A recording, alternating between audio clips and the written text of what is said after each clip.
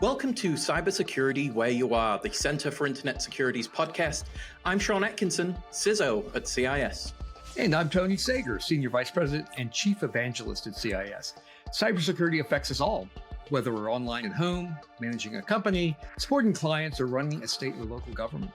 So join us on Wednesdays as we discuss trends and threats, explore security best practices, and interview experts in the industry. Together, we'll clarify these issues, creating confidence in the connected world. Hello and welcome to Cybersecurity Where You Are. I'm Sean Atkinson, CISO here at the Center for Internet Security. Today we're talking about the FIFA World Cup. Not just the excitement of the tournament itself, but the cybersecurity planning and coordination that helps support an event of this size. CIS has been working with FIFA and host cities since early last year to prepare for the tournament. And today I'm joined by two very special guests who can help us take a closer look at that effort. Many of our listeners will be very familiar with Mr. John Cohen. How are you, sir? I'm doing fantastic. Great to be with you and my good friend, Sasha Larkin. And we're excited to welcome Sasha Larkin from FIFA for her first time on the show. Sasha, would you mind introducing yourself to our audience? I would be honored. Thank you so much for having me today. I'm Sasha Larkin. I'm the Director of Intelligence and C4 Operations for the FIFA World Cup 2026. I've been here just over 2 years. I retired from the Las Vegas Metropolitan Police Department. After just shy of 26 years of service, I retired as the Assistant Sheriff over Homeland Security, all investigative services, the Fusion Center, basically everything other than patrol and the jail. However, I did spend the majority of my time in the Fusion Center or in patrol. Those are my two greatest loves. And had the opportunity to really spend a lot of time working closely with John on the federal landscape and doing a lot of fun things as it came to Homeland Security and counterterrorism missions, which somehow wrapped us around full circle to where we are here today. So thanks so much for having me. Absolutely. So John, welcome back to the show. A guest and very familiar with you and your presence on the show and some of the things we've been doing in this space, but I want to set the scene. And Sasha, again, it's an honor to have you on the show, but what we have here with respect to the FIFA World Cup 2026, the largest event pretty much ever in the history of mankind. But let's, I don't want to overemphasize it too much, but this has to be one of the most complex, both public safety, environmental elements ever assembled for really a sporting event. The beautiful game, as we call it now. So the tournament, we've got 3 nations. We've got 16 host cities, 48 teams from around the world, 104 matches over 39 days. Now, we've got probably billions now in terms of spectators, both traveling to the events, watching those events, understanding these events are happening. And this is happening again throughout North America. So now we've got thousands of public safety, security professionals working collaboratively and trying to provide both a secure, safe environment, both in terms of online, the entertainment, at the actual events themselves, working with around 3,500 different participants in terms of sharing information to create that environment, right? We've got emerging threats now in this space. We've got ops centers assessing these risks 24/7. And really, one of the things I think we want to discuss in this area is the trust relationships that have been built up over time to allow such a massive event to be coordinated in this space. And we see advanced threats coming from both the large-scale event itself, AI, drone technology, all different elements that could be a constituent in terms of that information sharing and understanding the threat environment. And when everything is done, again, the event's still occurring, I think there's going to be a lot of lessons learned. But the way I phrase it, Sasha, is this way. I think this is going to be the archetype for any large event ever again is going to follow the tenets that your team have established in this space. So with that, what I'd like to do is jump into some thoughts in this area as well. So a few questions as we start. So again, the largest World Cup, the best World Cup so far, I would say the games have been absolutely phenomenal.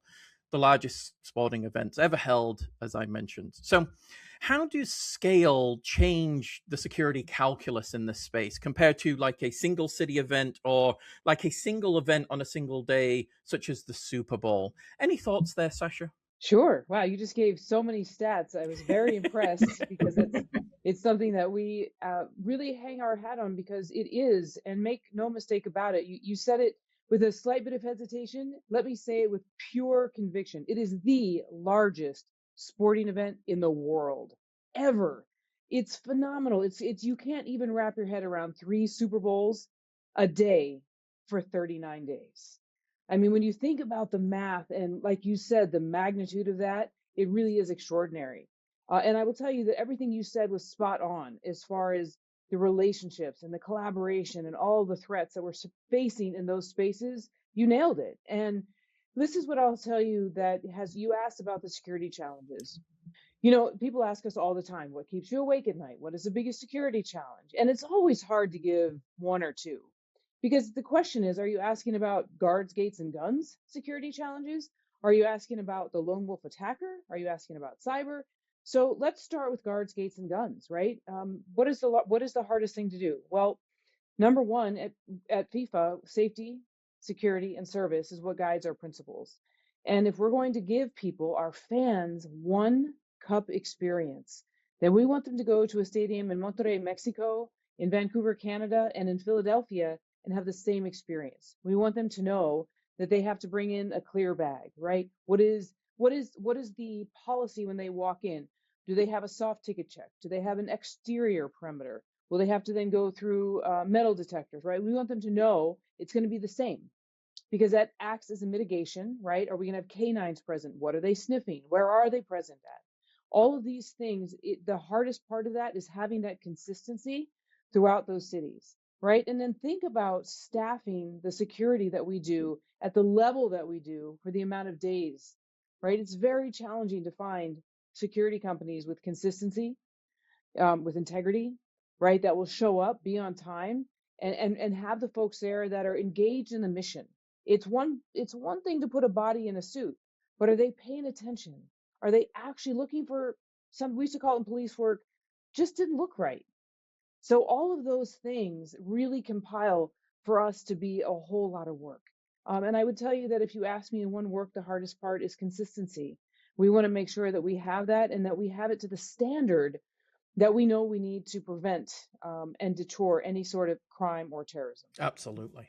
I mean, phenomenal. Again, it's better coming from you that just how the magnitude of what you've built, what you've continued to curate, and what you've protected in this space and continue to, it is just, I mean, again, it's something the world hasn't seen. And again, coming out of this, those lessons learned, so important for us to understand the magnitude of trying to, one, orchestrate a capability, manage it in terms of the overall capacity elements here. As you said, three Super Bowls a day, across this tournament leading up to, the final game in a couple of weeks here. So, Sean, I have to say, I think you both have done a great job describing it, but you've understated the challenge to some degree. I mean, Perfect. think about it. It's an event of magnitude that I haven't seen in the 42 years that I've been working in law enforcement and homeland security. Three countries, you know, uh, local regions. It's not just one jurisdiction. It's not just one venue in those regions. It's the venue where the game is being played. It's the secondary locations, hotels, restaurant, bars, streets, transportation corridors where fans are going to be traveling. It's where the teams are staying. It's where the teams are crossing the border to come into the United States to play games and then going back across the border to go into Canada. I mean, these are logistical challenges that have to be dealt with day after day after day for 39 days. Um, but these games are also taking place at a time where you and I have discussed in the past, Sean, this is the most volatile threat environment I think we've seen in this country, again, in the 4 decades of my career. I mean, we're dealing with physical acts of violence. We're dealing with cyber attacks by state and non-state actors. We're dealing with the increasing use of advanced technology like artificial intelligence and drones to engage in disruptive activities, whether it's swatting, bomb threats, or mass drone swarms, or even using drones as attack platforms or cyber attack platforms. These are all the issues Sasha and her team and the law enforcement and security professionals that she and the team have pulled together have to deal with every single day. They have to be a step ahead of the adversary every single day, because at the end of the day, there's a lot of ways to disrupt the games. There's a lot of ways to ruin the experience for the fans that are not only in the venue, in the stadium, but also the players, the officials, the broadcasters, and the people watching. Um, I have to say, FIFA did something really impressive when they started pulling all of this together. I've watched how non-government host organizations have worked in other circumstances.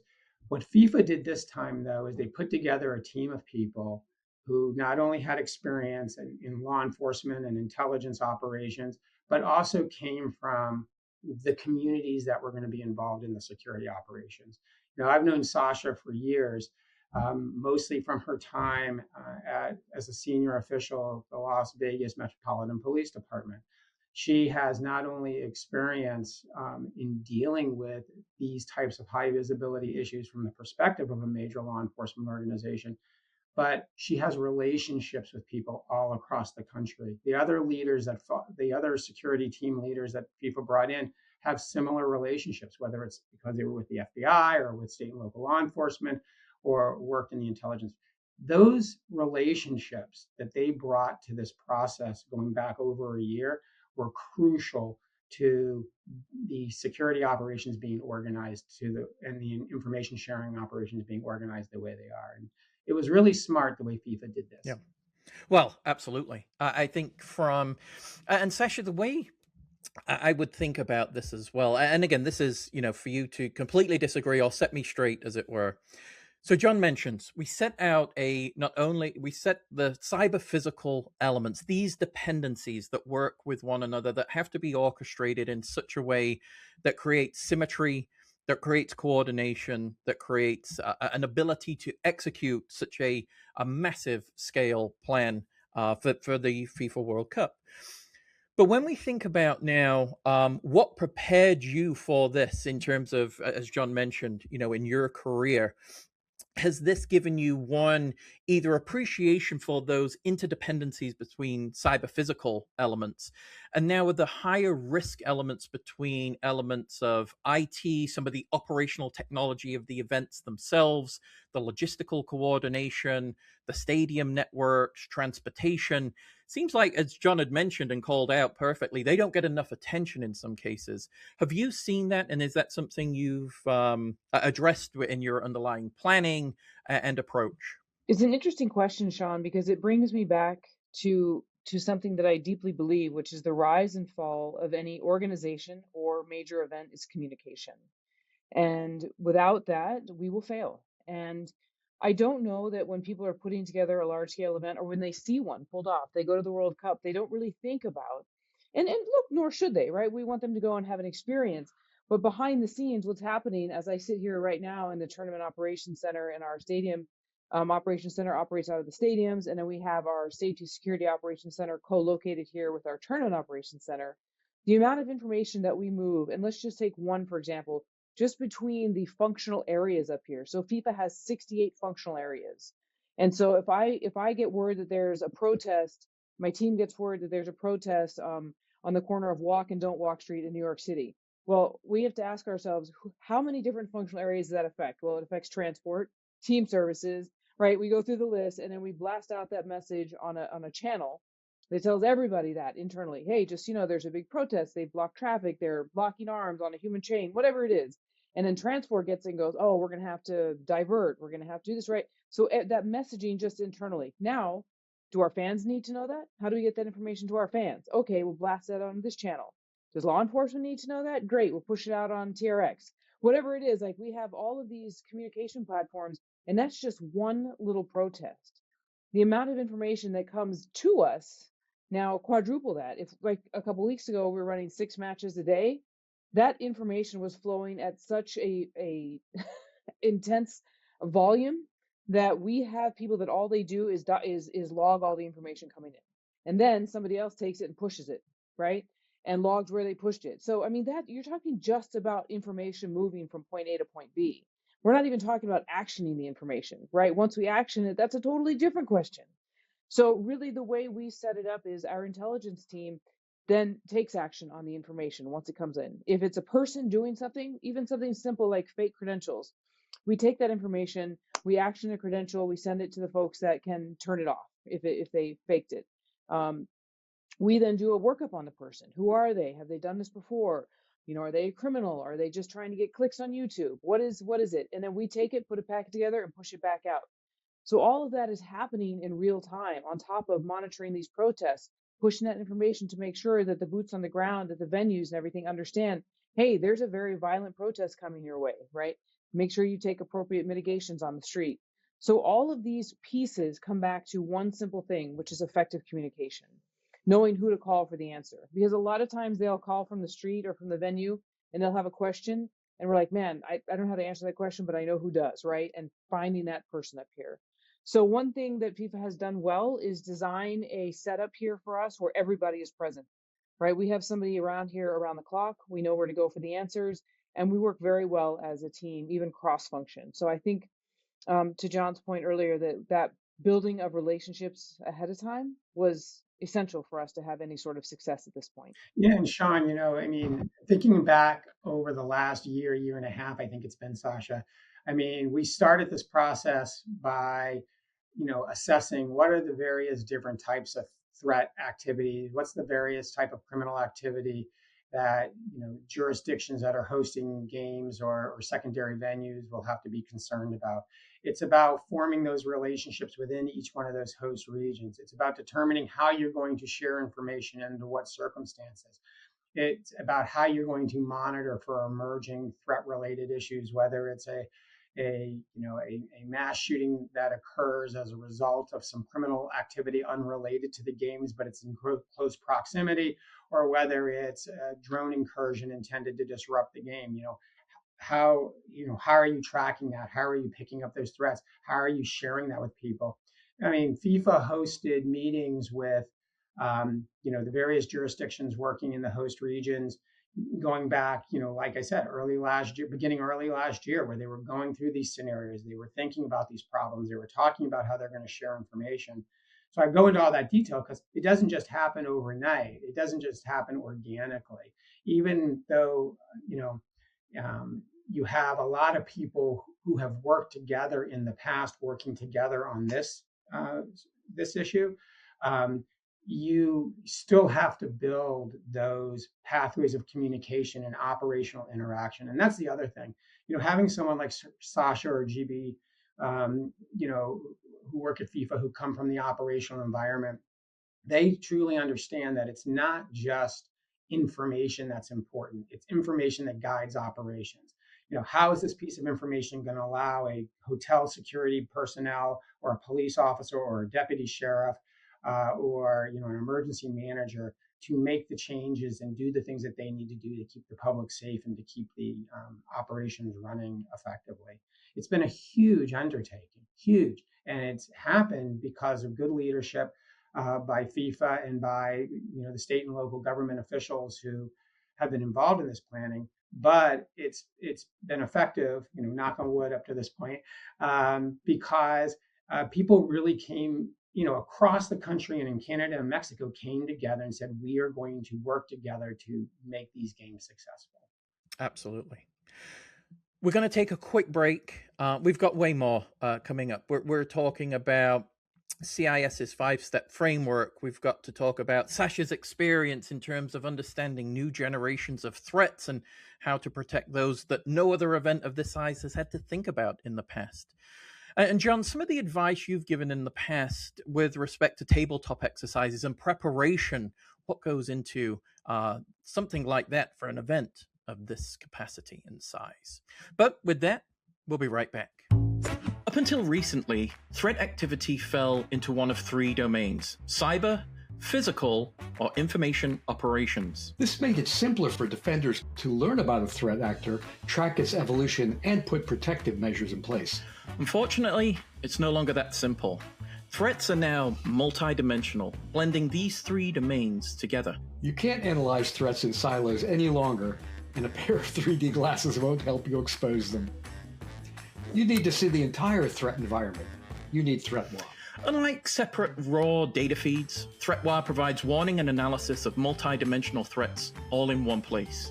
That means time and money back to make better risk decisions. ThreatWire isn't just a subscription, it's an exclusive intelligence sharing network that uses its expertise to help you defend against today's multidimensional threats.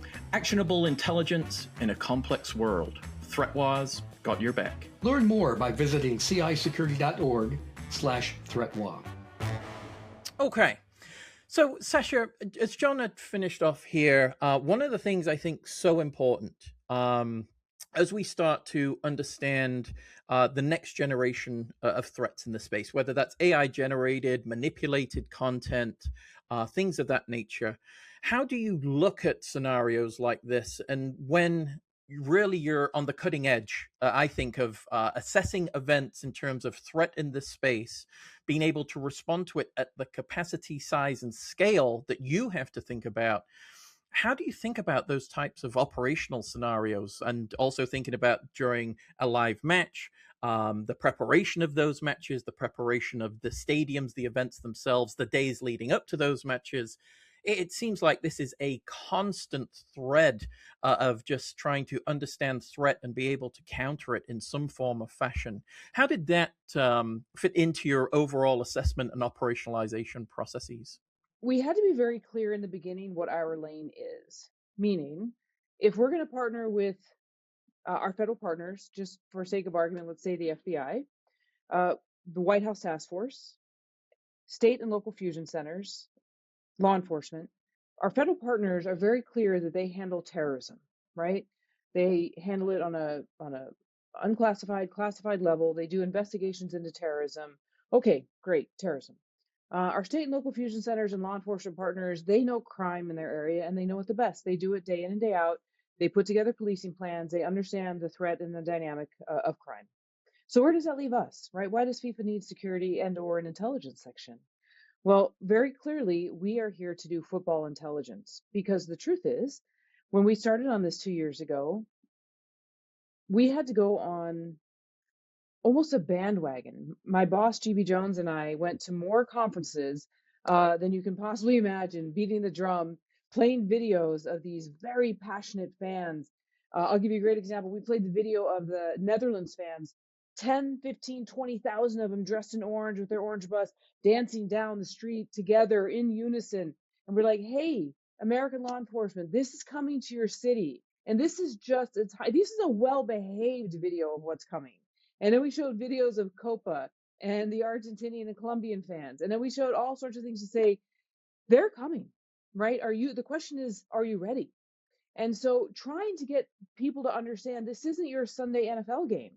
This is a whole different level of passion and devotion. People sell their house to come to the World Cup. And that is not a slight on ticket prices. That is just to say that people have to get on an airplane, fly across the oceans, and come to our countries to experience this. So with that, we went, okay, we have a niche here to educate them. So my incredible intelligence team, made up of 6 analysts, a senior manager, and a head of, phenomenal. One of them is in Mexico. She's stationed in Mexico City, obviously really focused on what's happening down there. One is here, but focuses on Canada. And then I have 4, thanks to John, I have a total of 4 that really focus on everything happening within these 11 US cities. And so their whole goal is to say, okay, 48 countries, right? You said it, 48 countries coming here. What are the geopolitical dynamics with each one of those countries? So right after we finished the Club World Cup and teams started to qualify, we took them and started to do team profiles, which means we did a deep dive into everything about them: culture, rivalries, fan dynamics, who they are, how many World Cups have they been in, how do they act, right? Everything you can imagine. And we put together almost like encyclopedias. And I don't know if your listeners are old enough to know what encyclopedia is, but if they don't, just tell them to pretend it's like ChatGPT in book form. And we wrote these team profiles, and we said, okay, stakeholders, read these, understand who's coming. And then after the draw in December, when we started to know the original matchups of the matches, we then put together match risk assessments that looked at Iran playing Egypt on a Saturday in Seattle. How does that work? What are the dynamics? What are the aggregators and mitigators that go along to making that a baseline match, or is it slightly elevated?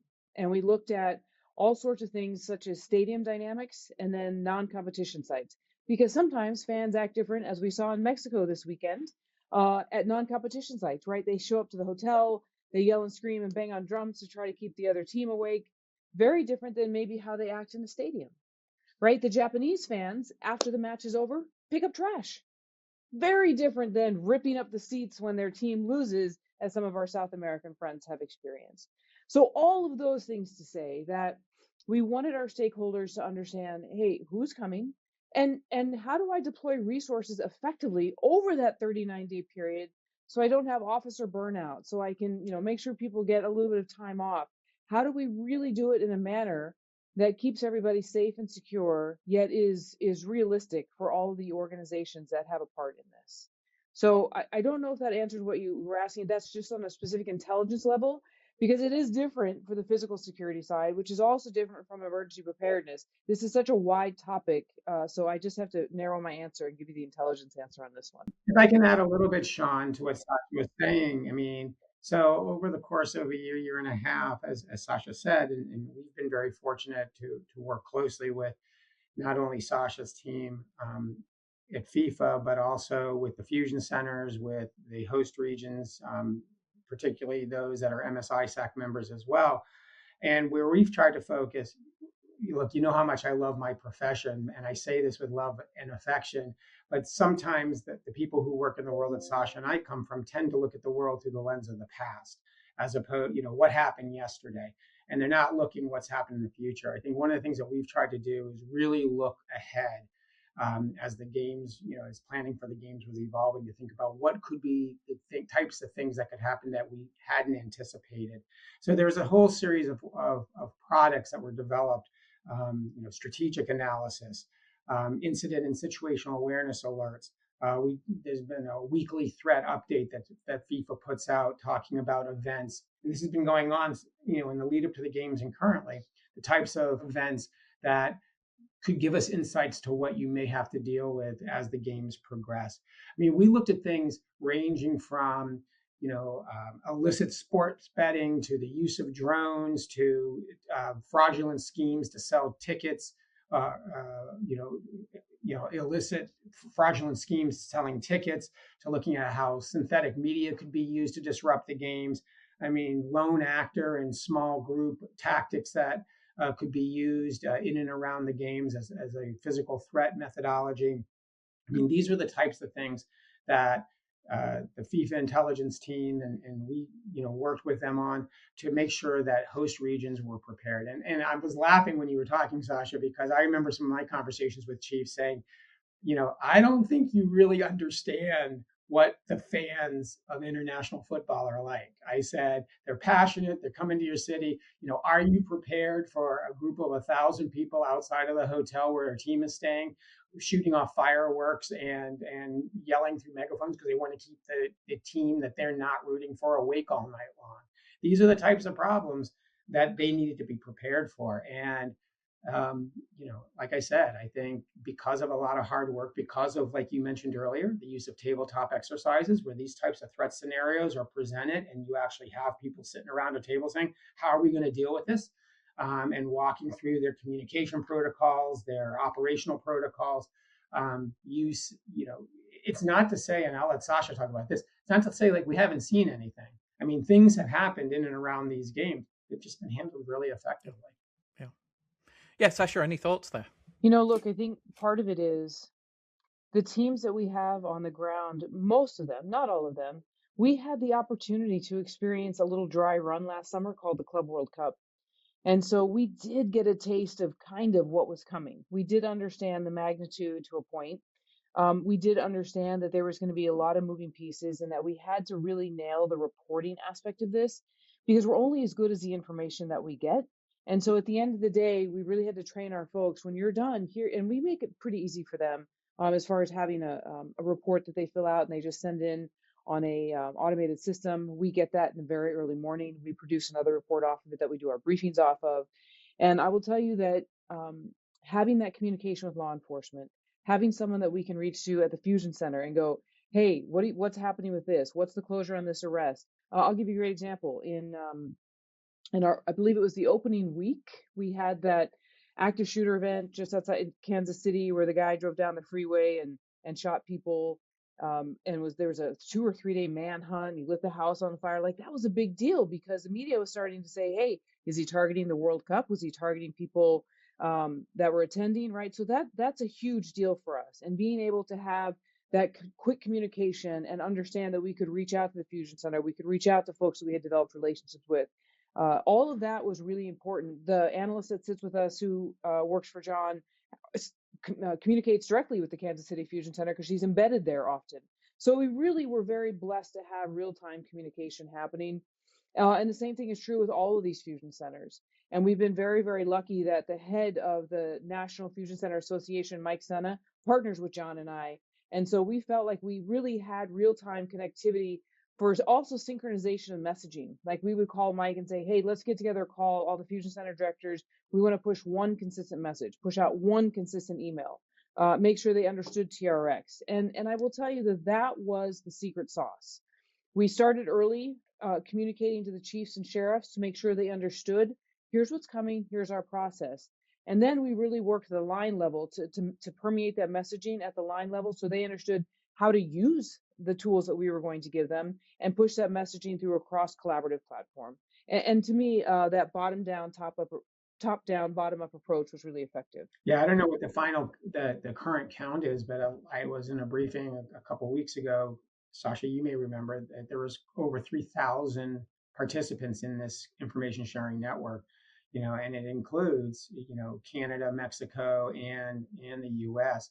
And it's not just the government folks; it's the private sector folks as well, because, like I said, you have hotel security operators, you have bars, restaurants, you have critical infrastructure owners and operators, transportation. I mean, the Milan Olympics, one of the ways that folks sought to disrupt those games was not attacking the venue, but disrupting the ability of people to take trains and mass transit to the venue. So that's all something that you need to factor that into your security planning and your threat communications. And that's what's occurring right now every single day.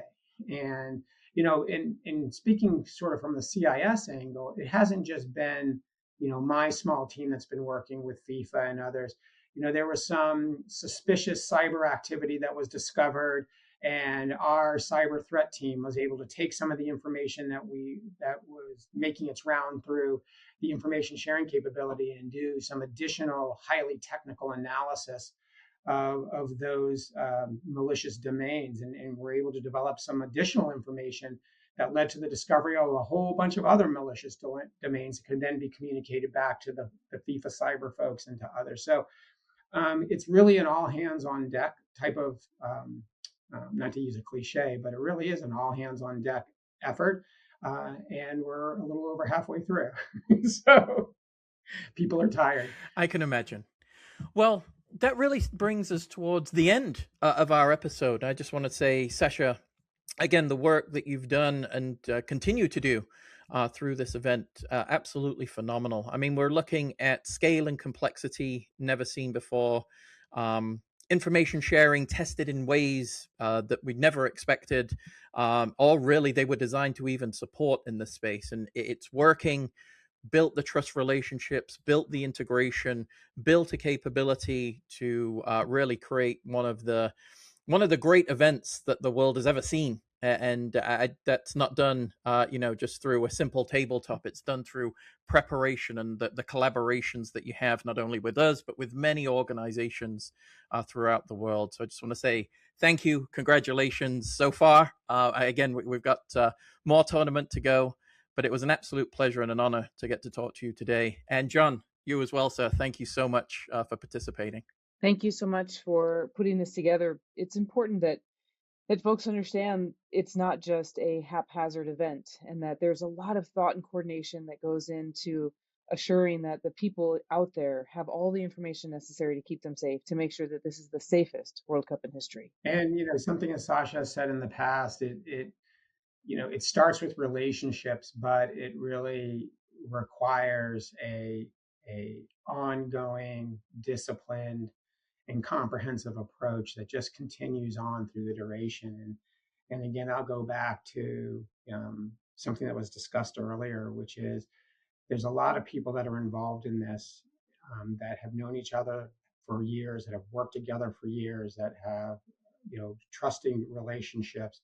And I think that when the white paper is written at the end, yes, it was organizations like CIS and FIFA and fusion centers and individual law enforcement organizations that individually brought their resources and capabilities to bear, but they did it in a holistic manner, and that is why